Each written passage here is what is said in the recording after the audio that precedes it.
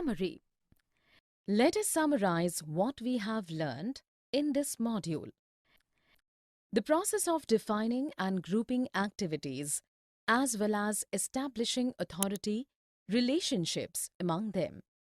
It is highly crucial as it leads to division of work, clarity in reporting relationships, utmost utilization of resources, growth, powerful administration, and wonderful creativity. Organizational structure is the framework within which managerial and operating tasks are performed.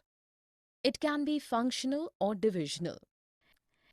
Functional structure groups activities on the basis of functions. The crucial benefits of such a structure are specialization, superb control, high-level managerial efficiency, and ease in training employees.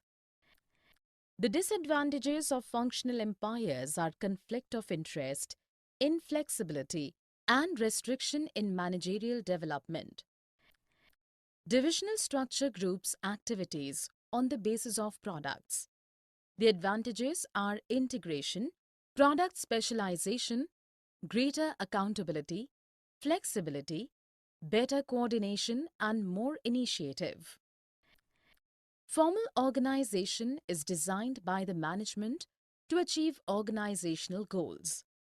Its advantages are fixation of responsibility, clarity of roles, and unity of command and effective accomplishment of goals.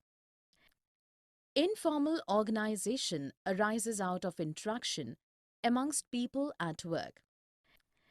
Delegation is the transfer of authority from superior to subordinate. It has three elements: authority, responsibility, and accountability.